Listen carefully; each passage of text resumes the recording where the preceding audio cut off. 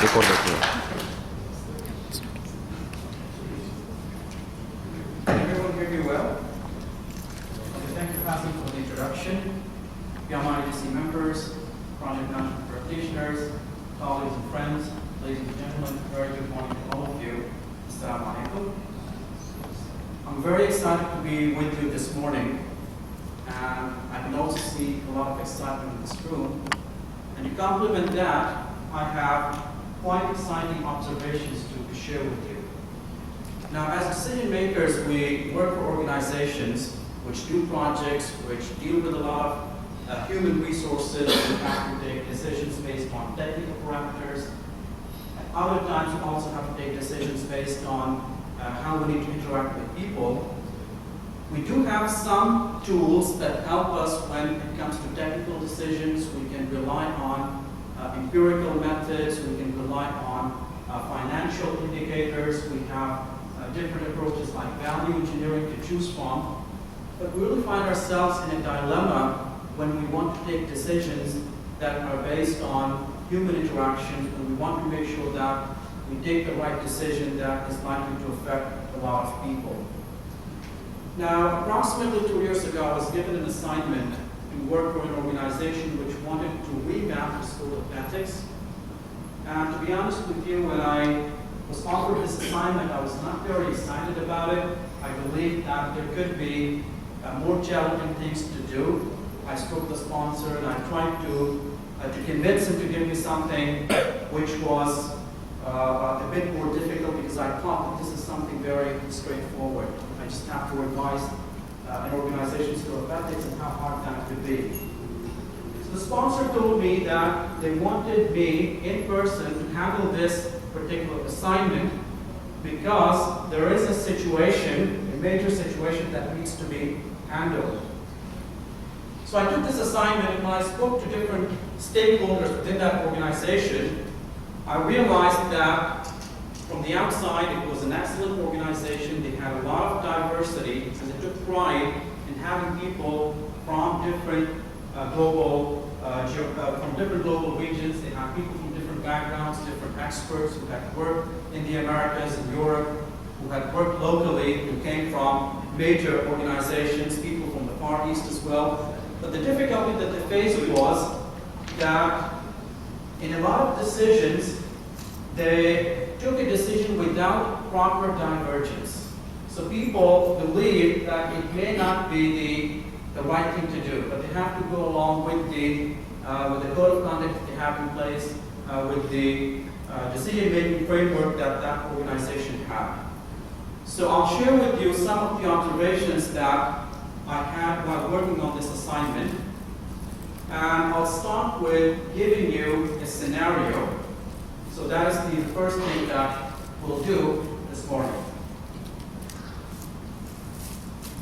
Okay, now I want you to assume that you have a friend who has bought this excellent sports car. You also have a fascination for sports cars yourselves. So there seems to be something wrong with the projection. Okay, can you just take care of this? Thank you. Anyways, assume that you have a friend who has bought a brand new sports car. And you also have this fascination for sports cars, so you go to him and you congratulate him on this new purchase. And your friend says that, okay, yes, thank you very much. I'm very excited about this car, but let's go on a ride together to see exactly how powerful this sports car really is. And you accept the invitation. And on a weekend, a fine Saturday morning like today, your friend picks you up, and you both go on a long drive. And the purpose is to see the features of this car and how it handles itself, the maximum speed that it can attain. So you want to find out how powerful this car really is. So you drive along the motorway and you cross the speed braking cameras, and now your friend stops to accelerate. So he wants to test what is the top speed that this vehicle can attain. And you're with him and you're equally thrilled. And you keep accelerating, the car reaches 120, 140, and you still want to see how faster can it go, and you keep accelerating, you're equally thrilled as your friend who is driving the car. Now, everything is fine to this moment, but then something tragic happens. The two of you see a cleaner crossing the road. He shouldn't have crossed the road at that point, but that is what has happened. The friend tries to stop the car, so he applies the brakes, and that is the last thing you remember. The car goes out of control. You can hear a loud thud, but you don't know what is happening. And after a few moments, when you recollect yourself, you find yourself having hit that person. You're fine.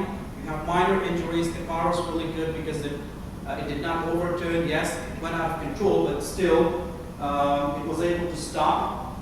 And you and your friend, you have mild injuries, but you look across the road and this guy is lying there in a pool of blood. You try to help him. The emergency services reach there, but this person's life could not be saved. But that is not where the tragedy ends. As with every major accident, there is an investigation that is carried out because you have crossed the space where the speed braking cameras are installed. So the police has an indication that your friend was overspeeding, but they don't have a proof. So it's you who can testify in favor of your friend or against your friend. So you were with him, the both of you have survived, and the only information that will help the police decide close this case is your testimony. Now you've read this, you've read about this accident in the newspapers. You know that the guy who died did not have other family to support. He was in his 50s, probably a loner who had lived his life and was doing this job only to kill time. So you have a bit of consolation that nobody else would suffer. Yes, this guy paid a very heavy price, but that is the price that had to be paid. And now when you call to testify, you have two options to pursue. You have two options available to you. You can uphold the truth. So you can testify that your friend was overspeeding. So he had done something wrong that morning. It's not the mistake of that poor person alone.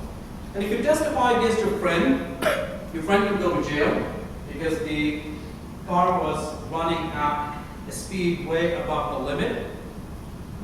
You think about your friend who will be punished. He has a wife and children to support, and they will also face hardship.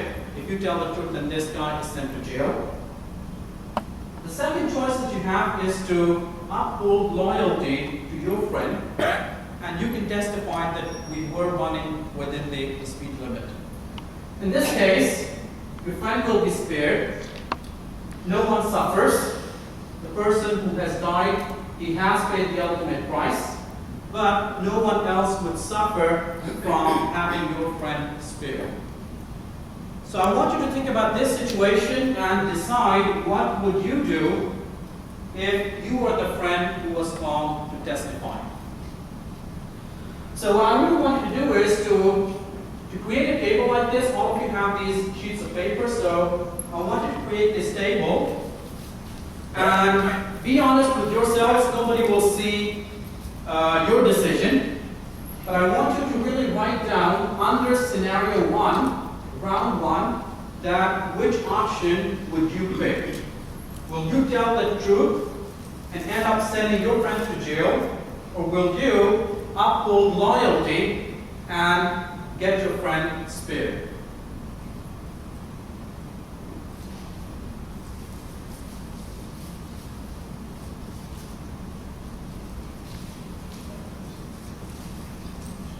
There is no right and wrong answer. You could have very good reasons to choose either of the two options. So don't worry about reaching a correct answer. This is not the PMP exam. I just want you to think about what you would do if you were in that situation. Okay, that was it. a decision that was easy to take? All of you have taken a decision, but was it really easy to reach a conclusion? No. So the second thing that I want you to do is, after you picked up your decision, I want you to write next to it, what is your confidence level in your decision? So how confident are you? You're 50% confident, or 60% confident, or 70% confident about the decision that you have just taken. It could be either of the two options, but I want you to write that down, and next to it, mention your own confidence level in that decision.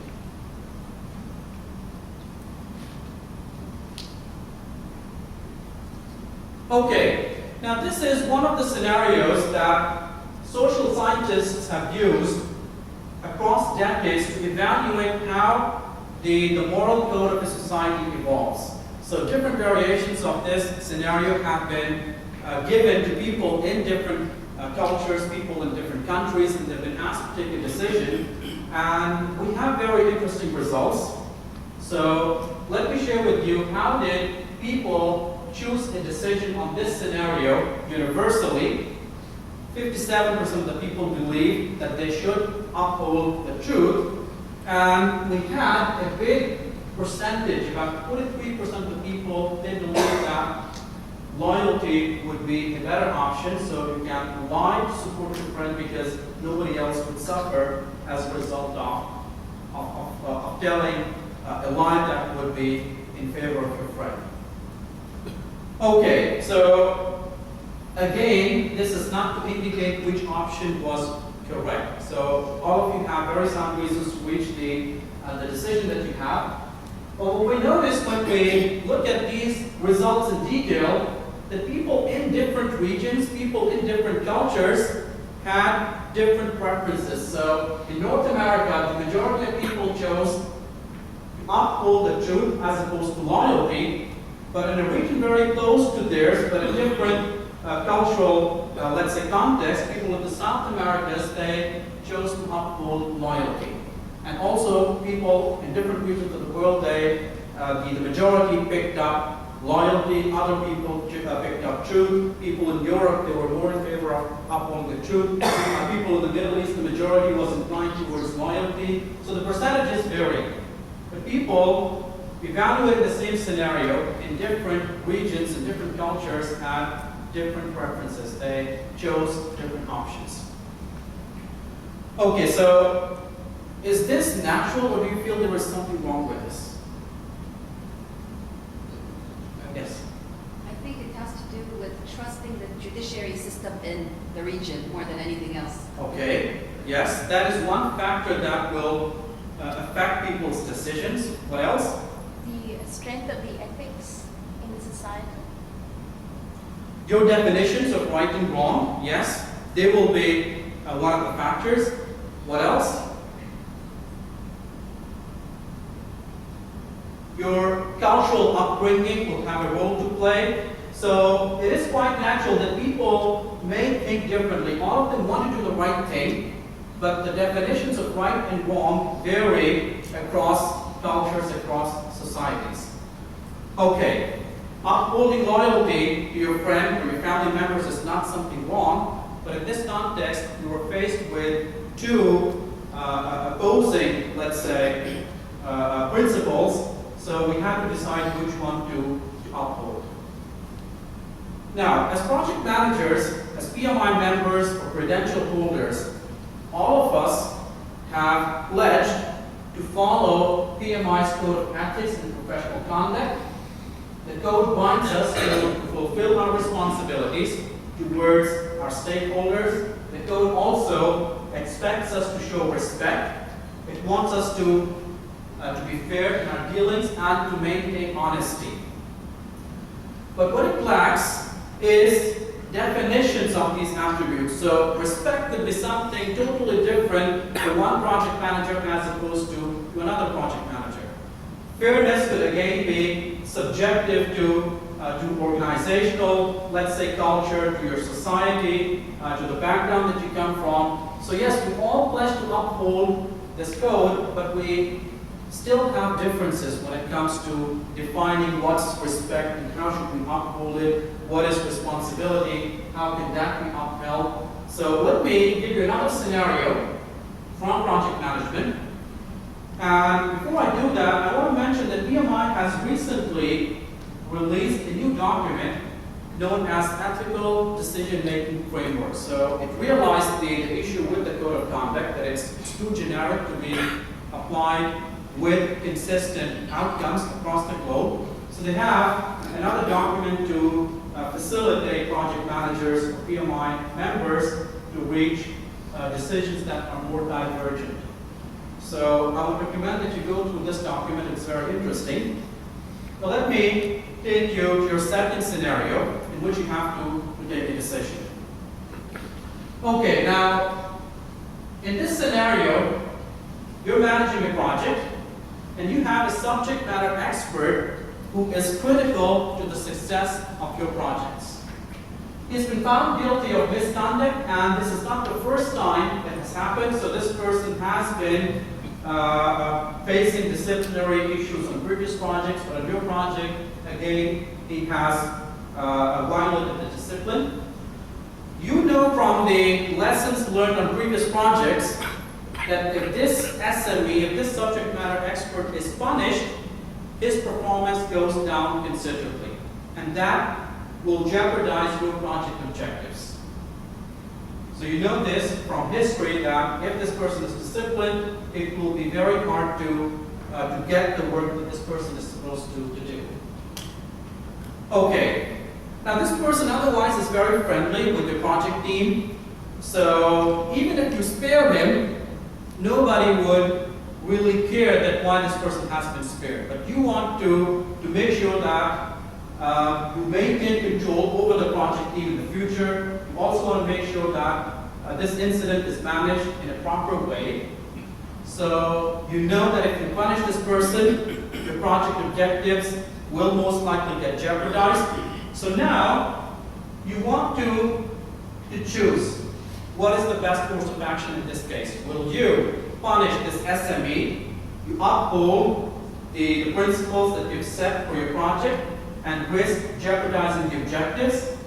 That is the first option, so you punish this person. The second option is that you ignore the misconduct, because you know nobody else would complain, he's too friendly with other project team members, and you would hope that this incident will not repeat and other project team members would not be encouraged to find similar, for example, relaxations in the future. So now what would you do? Option A, you would discipline this SME, the subject matter expert, and the consequences that your project objectives will be jeopardized. Option B is that you ignore the lapse and you choose not to discipline this person. So again, think about this scenario, and I want you to write down the answers on the same table that you created. So scenario 2, write down what is your decision. What would you do? Also, write the percentage of the confidence that you have in your decision.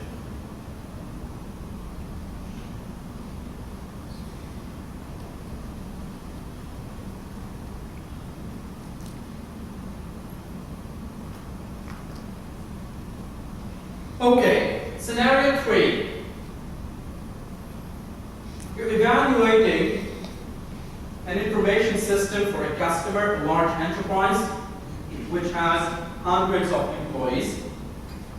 And as a project manager, you also have to safeguard the interests of your employer. So you're going through this recession cycle, and the issue is that your employer wants you to accommodate maximum number of people on this project. If you cannot do that, then a lot of your colleagues will be made redundant and they will lose their jobs. So your employer wants you to suggest a system to this customer that will accommodate a large number of people from your organization, and they get assigned to this project and they can keep their jobs. So you have about 50 people available to work on this project. If you choose an option that is probably the best for the customer, 16 will lose their jobs. So some people will be made redundant if you choose something that is in the best interest of your customer. Your customer has told you that what they want is the most efficient system, latest technology that can maximize the use of resources. So they don't want to have something that is outdated. They don't want to have something that will be less than efficient. So the dilemma is, if you do what the customer wants, if you choose the best option available, 16 colleagues of yours will lose their jobs. If you offer something that is less than perfect to your customer, then you can satisfy your employer because those 16 people will keep their jobs. So now what would you do? Will you uphold the interests of your employer, or will you uphold the interests of your customer? So again, for scenario 3 in the table, I want you to write your decision and the confidence level that you have in that decision.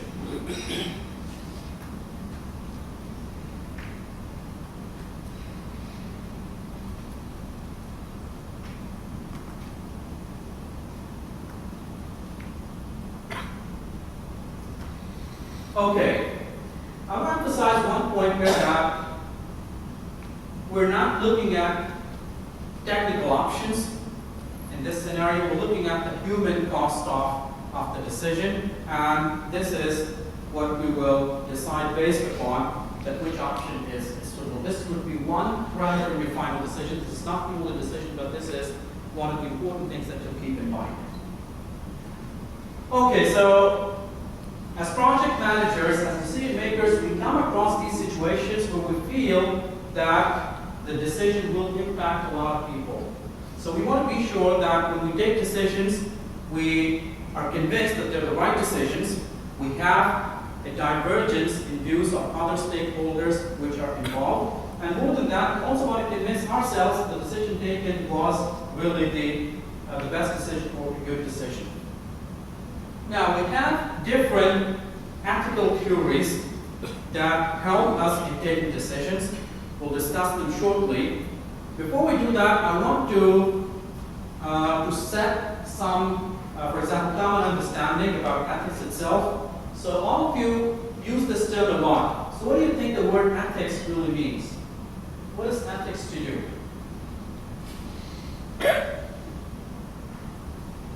Never came across this word? Right versus wrong. Okay. Right decision. Okay. What else? Values. Okay. Set of values. Code of conduct. Code of conduct. Living from that need of honesty or honest. Okay.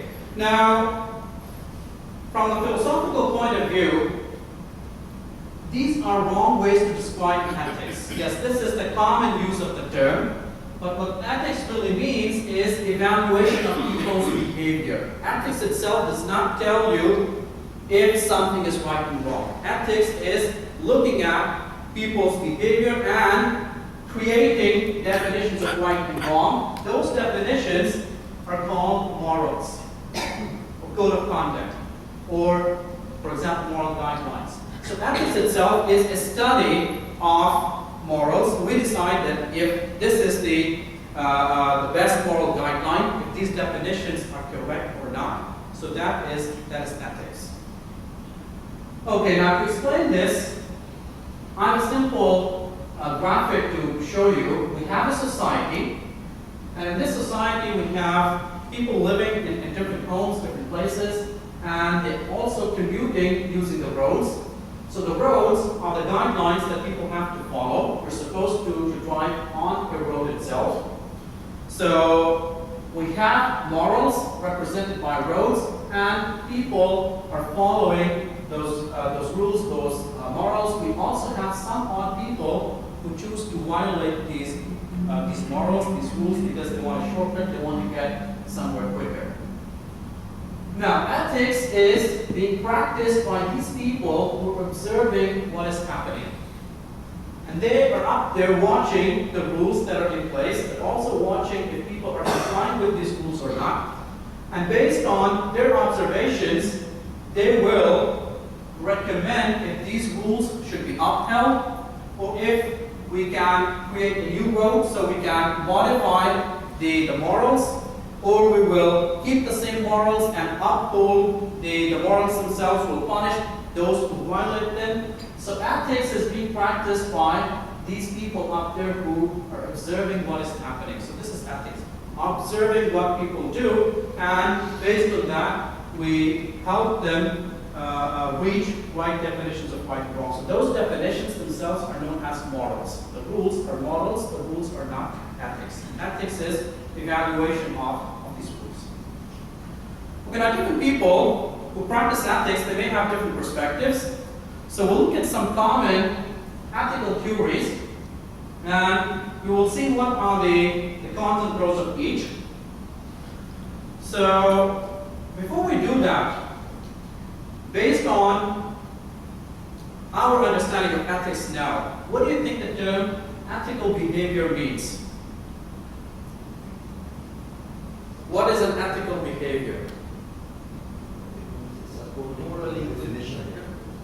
It means that you have referred to some morals. You have referenced some rules, and then you've taken a decision. So that is ethical behavior. If you take some decision recklessly without referring to any moral guidelines, then that is unethical behavior. So ethical behavior does not mean the right behavior. It simply means that you have referenced a moral guideline, you have definitions of rights and wrongs, and you have used them to take this decision. Okay, so now let's talk about ethical theories. Now we have a theory called subjective relativism. What this theory means is that every human being is equal, and they have a right to create their own definitions of rights and wrongs. So the good thing about this theory is that it states that everybody is equal. But if we follow this ethical theory, can we have a common understanding of rights and wrongs? We give everybody the right to decide what is the definition of right and wrong, and we hold that person accountable based on that person's definition. We will not be able to have a common understanding of rights and wrongs.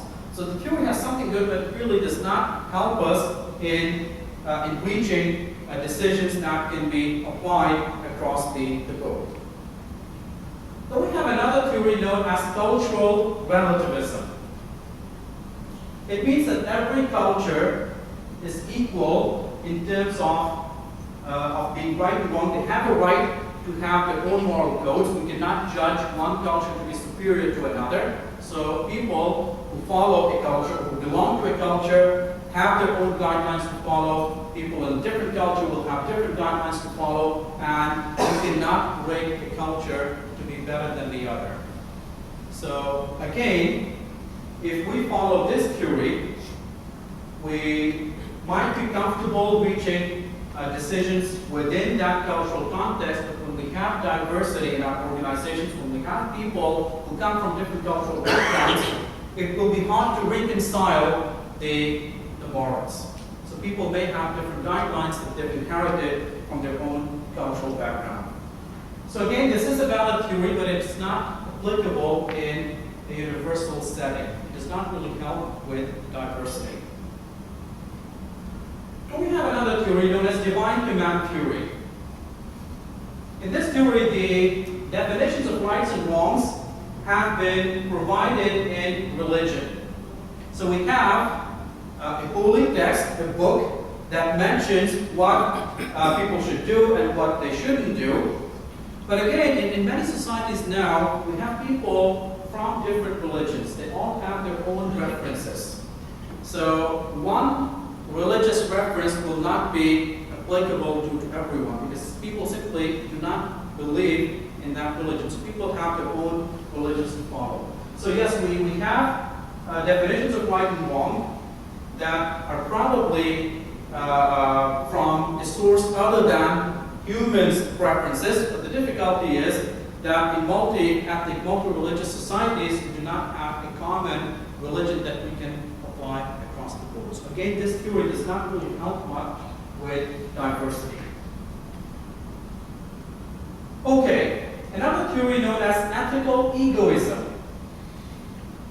This theory means that you would do what is in your long-term interest, and that would be the right thing to do. For example, if you evaluate the situation whether you should tell a lie or not, so this theory says that you should not tell a lie because it's in your long-term interest. If you tell a lie, you will lose the ability to convince people, people will not believe in you, so you lose your credibility. So yes, you will always tell the truth, but the reason is because it's in your long-term interest. So this is how this theory guides people in defining what's right and wrong.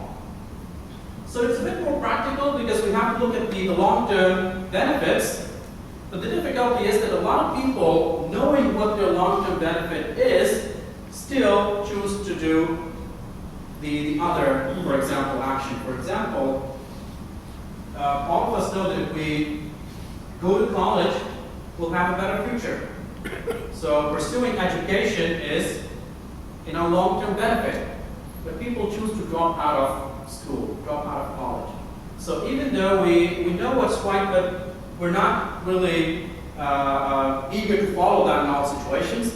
So again, the theory does not really help in diverging decision-making in the universal setting.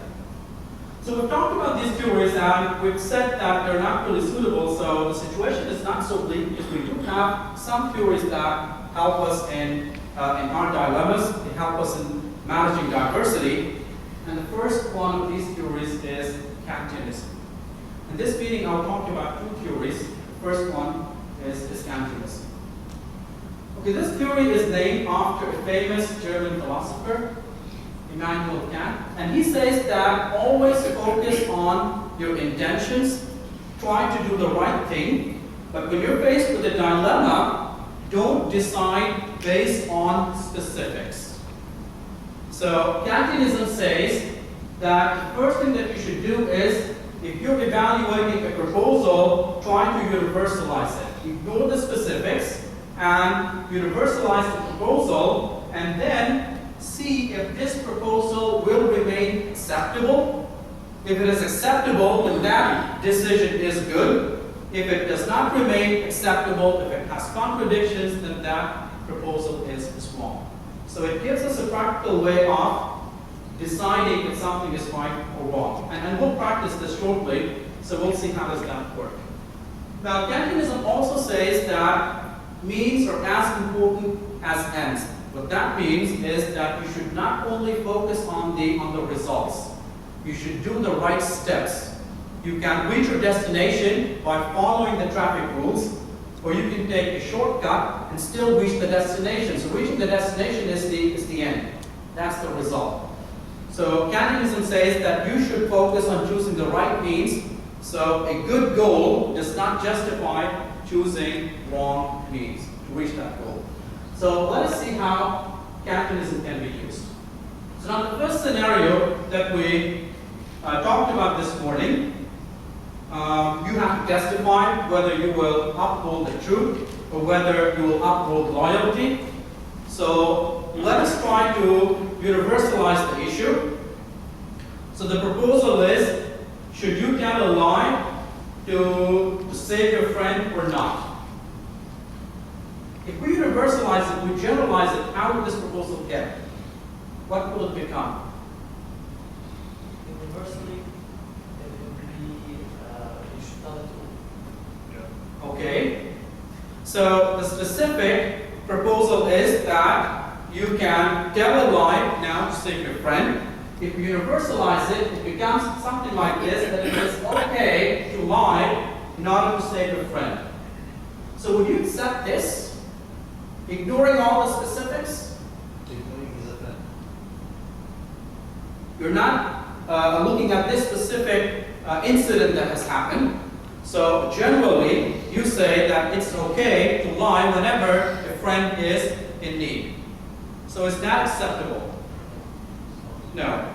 Okay. So is it hard to take decision based on this proposal? No. It's much easier. We know that in a universal setting, we will not lie to, say, friends. So we go to specifics. This is what Kantianism says, that you universalize your proposal, try to apply it without specifics, and then see if the proposal still remains acceptable. So what I want you to do is, on your tables, I want you to go to scenario 1, round 2, and now write what your decision is. It may remain the same, or it may have changed, and I want you now to write the confidence level in that decision. So write the percentage after going through Kantian evaluation. So this is the proposal. We're taking a decision based on this proposal now. So the proposal says it is okay to lie to say your friends. So I want you to write your decision. It could be same as round 1, it could have changed. But I still want you to write the confidence level after going through Kantian evaluation.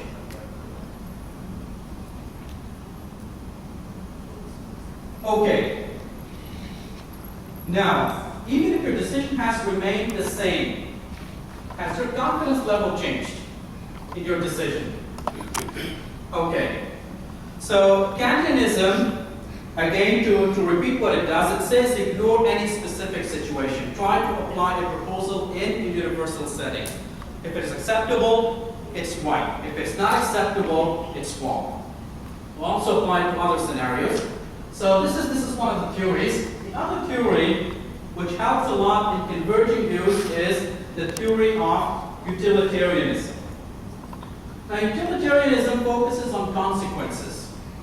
So it says that you have to look at the end results of your decisions, and you need to evaluate that how would you rate different options. So you need to collect more data before you take a decision. And again, we do generalize the proposals, but we give them ratings or numbers. So this is a theory that works on calculus. We have to do some calculations, and we'll see an example shortly. And based on those calculations, you have to choose the option that gives you greater net happiness. So you assume that before you take this decision, there is a level of happiness, and will your decision increase that or decrease that level of happiness? If the happiness is being decreased, it's wrong. If the happiness is being increased, it's fine, that's the right decision. If both options result in increasing happiness, then you choose the option that will give you higher increase in happiness. So let us see how does it apply to our first scenario. So again, we have to include the specifics. So the person who died in our specific scenario had no other family members. But when we generalize it and we think about people who may die due to reckless accidents, they may have family members. Not everyone is a loner. So yes, we try to look at the general setting now. The options are to tell the truth, and these are some possible consequences of that. So if you tell the truth, your friend will suffer, your friend's family will face hardships, and the deceased family will benefit. In a general setting, the deceased would have family members and who may get compensated if it can be proven that your friend was wrong. If you uphold loyalty, your friend will benefit. There will be no change in status of your friend's family, and the deceased's family will suffer. So, to do it in the most simplest way, let us assume that each consequence has a score of 1 or -1.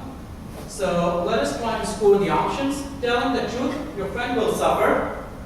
So, that is -1. It will decrease the happiness by 1 point. Your friend's family will face hardships. Okay, -1. The deceased family will benefit. Okay, +1. So what is the net? -1. Okay, so we have a net score of -1 for telling the truth. Now, let us uphold the loyalty. Your friend will benefit. Okay. No change in the status of your friend's family? 0. because there is no change in status. They're neither happier nor sadder as a result of this. And the deceased family will suffer. -1. So what is the net result here? 0. So which option is better? Zero is better than -1. So it means that in this situation, it could be better to uphold loyalty as opposed to telling the truth. So again, in this scenario, I want to highlight that the focus is on consequences. The focus is not on intentions or doing the right thing. So we can use these theories in different situations. It's not like all of them will lead to the same result, but they do help you in having a better decision-making tool. So I want you to go to the same table again. After having done utilitarian evaluation, I want you to write what's your decision and your confidence level in that decision.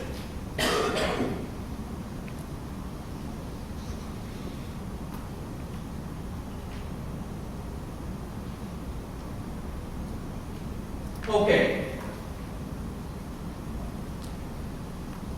Let us apply these theories on the scenarios that relate to project management. So again, we go to scenario 2. The subject matter expert has been found guilty of misconduct, so you have already taken a decision on this scenario. So I want you now to use Kantianism and apply it to reach a decision. So what do we do in Kantianism? We generalize a proposal. So what's the specific proposal now? Would you discipline a subject matter expert, a person, because that person is important? So this is the specific case. When you generalize it, what would the proposal become? That would you leave people only because of their importance? So this is, for example, a generalized proposal, but you can do it in different words. So now, look at the general proposal, which says that it is okay to spare wrongdoers if they are important. So will you accept this? Write your decision based on Kantian evaluation, and then write the level of confidence that you have in your decision now. So we generalize, and we take decisions based on that. So was it easier this time around? Okay.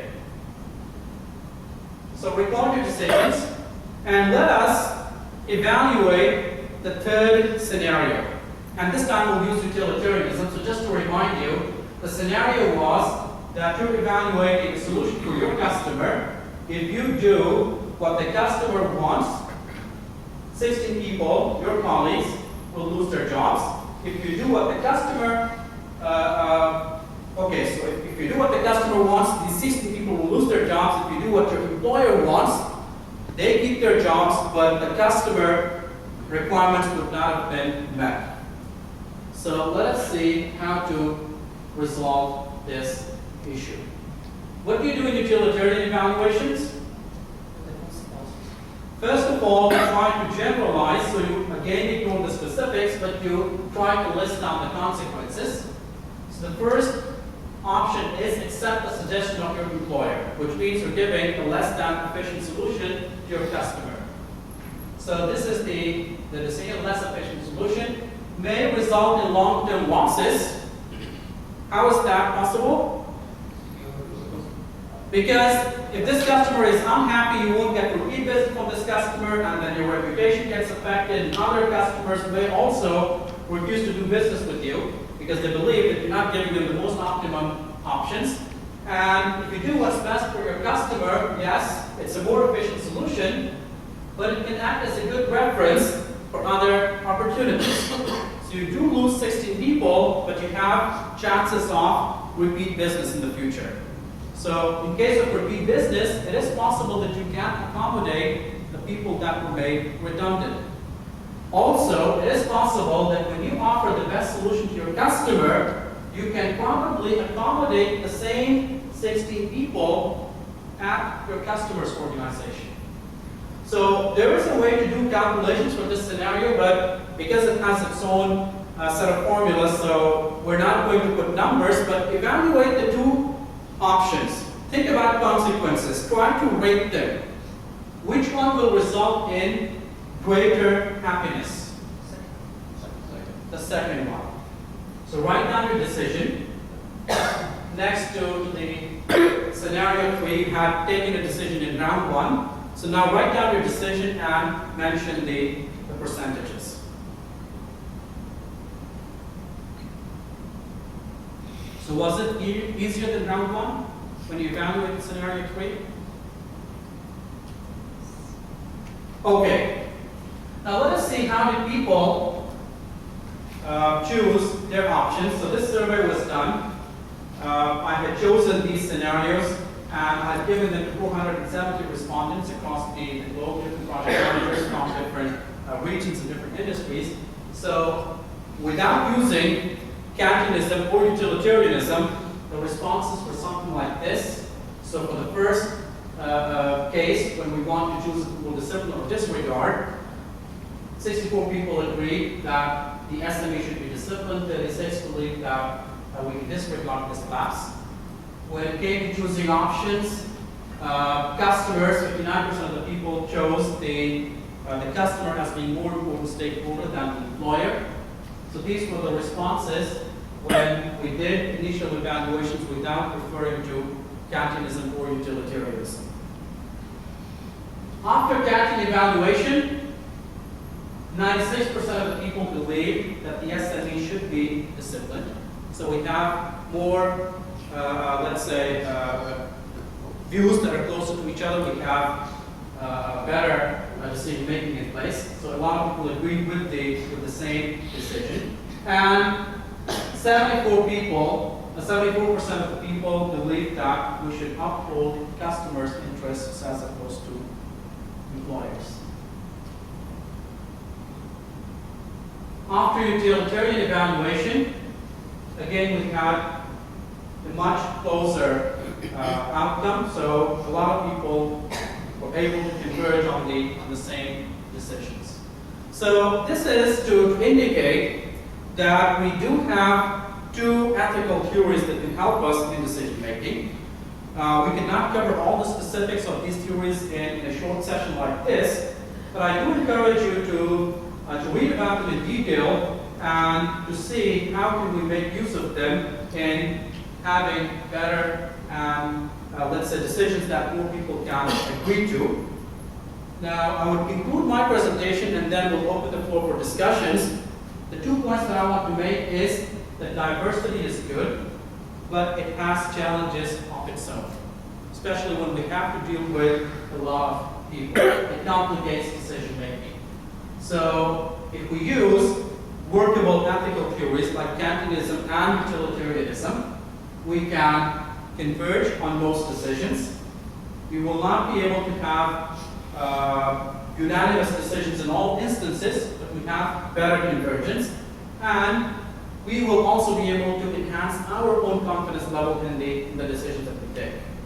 So even if the organization goes against your decision or with your decision, you will have a better feel of having done the right thing. So this is the conclusion of my presentation, and the floor is now open for questions and discussions. So I want to hear your thoughts. Just one more thing, please. During the question answer, please, you can enjoy your breakfast if you wish. It's all. Okay, and I'll just remind you that the videos will be sent. We will send a survey, so you can fill the survey, and after that you get your videos. Okay. Yes. Yeah. Which ethical theories, which one's better? Okay. And both ethical theories contradict each other. What we have commonly perceived now is The scope of Kantianism and utilitarianism is a bit different. So Kantianism focuses on doing the right thing without much regard to the consequences. So So if you want to do the right decision, irrespective of what the result is, then Kantianism is a better option. So as an organization, you need to decide that our focus will be on doing the right thing or the consequences. So if you're more focused towards consequences, then utilitarianism is the better option. Translational concept. Okay, they will not always be opposite to each other. In many situations, they will converge in the same decisions. So the scenarios that I had chosen was only to highlight that even different ethical theories may have different views because we have different perspectives. But in many situations, I can share with you more examples if you want, so you can get in touch with me and I'll share with you other scenarios because this study was done using 10 different scenarios. And on most of them, utilitarianism and Kantianism was able to converge in the same decisions. So yes, they're situational depending on what your primary focus is. Yes? Just let's go back to the first scenario. Okay. Say you're riding with the first scenario, you're riding with your best friend. Okay. And the other scenario, you're riding with one of your friends. Okay. You know he's a bad guy. Okay. So your morals here will be totally different. Yes. And this is why we universalize. We don't focus on specifics. Because yes, what will be different is whether this is your best friend or this is a normal friend. Okay, so when we universalize it, we're not looking at how close this friend is. We're saying that it's okay to save a friend and tell a lie. So it could be any friend. So would you do that in a universal setting? Would that be acceptable? So that is what you have to answer. So this is why, I mean, these theories, they don't want you to focus on the specific situation. They want you to generalize, universalize, because that will make you evaluate the situation in a better way. So when you focus too much on specifics, you tend to ignore the duty of doing the right thing, or you tend to ignore the consequences of this thing becomes commonplace. But in reality, in general, I suppose we have to concentrate on the specifics. Yeah. Especially because we're confronting complex situations. So we have, we have to concentrate on the specifics. Okay, now again, these theories are meant to guide you towards taking a decision. They will not be the only factor in those decisions. You'll still have a lot of things to evaluate, but if you want to know that is this the right thing to do, sometimes we know that something is right, we still do the opposite because of other factors. There could be technical factors involved, there could be organizational policies that we may have to comply with, but in the absence of those things, when the decision is solely on us, they will help us towards a particular option. Especially now you want the relationship with your friend. It's an important factor for your decision making. So the specifics here play an important role. They do. I mean, see, the thing is on having a common understanding of what's right and wrong. So I'm not saying that you will always ignore the specifics, but if you want to create, for example, guidelines for your organization, that, okay, this is how we will do projects. So when you make those guidelines, you don't go into such specifics. So still, there could be situations where you will ignore these guidelines, where you'll seek an exemption, but these theories will help you come up with better guidelines. So that is the whole objective. They will help you in decision making. They will be one important factor, but they will not be the only factor. Yes? Thank you for a thought-provoking presentation. You started out by telling us that this was triggered, your interest was triggered by a client who wanted you to restructure their, what was it, a code of ethics, I think? Yes. So how did this help you now in practice? What did you end up doing or changing now? Okay, we told them to apply Kantianism. I mean, for this particular client, they chose to go ahead with Kantianism to evaluate decisions which affect a large group of their human resources. So when they take decisions, they apply the Kantian principles to see if this decision is the right decision to do or not. So there is a board that takes the decisions, but people, they generalize the proposals and they try to have a decision that most people can feel that this is the right way to do it. And in many cases, the decisions are not very popular because they manage thousands of human resources, and sometimes a decision affects a lot of people, and helps them convince people that this was the best thing to do. Can you give us a project management example that they have a certain scenario that they have to? when they Okay. have- In one of the situations, they were thinking if they should secretly film people while they're working. So they wanted to film people in different locations, and they wanted to see if we should do this after announcing the action itself, or shall we do it secretly? So when we apply Cantonism to this, so we have to universalize the proposal. The proposal is that should we film people without letting them know when they're talking about their own workers or working at their own premises. So what happens when we universalize it? Is it okay to film people without their permission? So it's not okay. So they ended up deciding that, okay, we still want to keep records of, of events that take place, but let's inform people before we do it. So the staff knew that they're being filmed while they're working. So the decision whether they should do it after informing them or without informing them, that was resolved using Kantian evaluation. Would that be a legal decision or an ethics-based decision? Is it legal? At your own premises, in many places, you can film your people. Banks always do that. So if you go to the tellers that are, let's say, NBK or any other bank, you'll find that they're being filmed every transaction that they do, even when they count cash. Public area for security reasons, but this is, like you said, in their offices, which is a little different. No, I mean, this was the case of factories, which was like a more open area. It was not individual filming of every single person, but they had open areas, yes. So they wanted to keep track of what happens there and if people are really doing their work or not. So in some cases, like in banks, even individual tellers are filmed. Yes. So it is legal. I mean, you have a justification for that. You can have legal No, I mean, permissions without to their do that. knowledge, is it legal? Yeah. With their knowledge, I mean, it is legal, but without their knowledge, is it legal? If you, In this particular case, yes. I mean, they had to decide this before referring to the legal department. Okay. So this was one situation in which they decided, okay, let's inform everybody and let's do it because it's not right. So there was a debate whether we should do it or not. If we tell people there will, the debate went like if people know that they're being filmed, they can still be smart and pretend that they're working and they're not.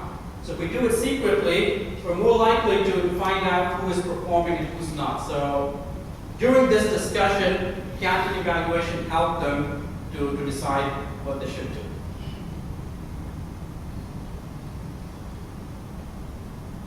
Any other questions? Yeah.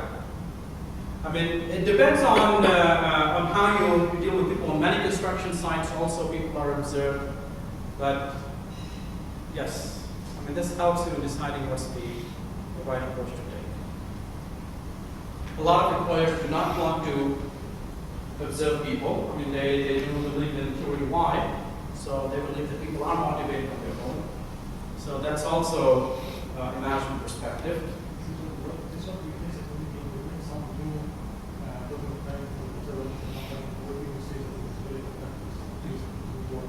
Okay.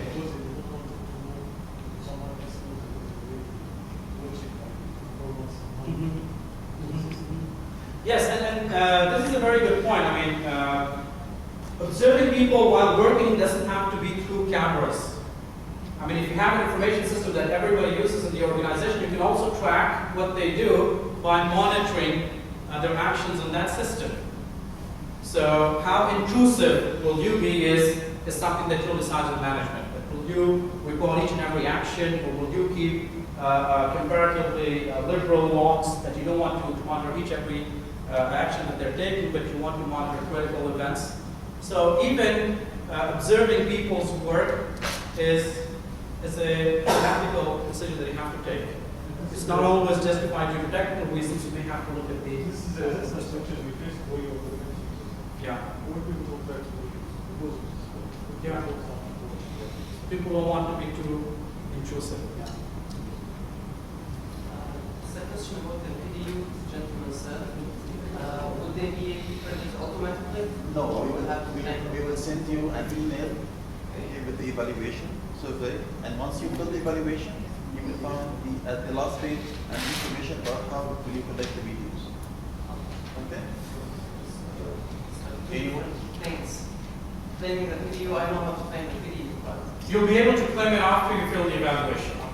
So they'll send you a link to evaluate the meeting itself, and once you fill that, You will and you find submit it, you'll find the Like the instructions. codes and everything. So any more questions? Thank you, Muhammad, for the presentation, and please allow me to introduce you. Well, thank you for being here this morning. And if you have insights to share, so I'll be around, so I'll be glad to hear your views as well. So thank you for being here. I think we need to have it. Good.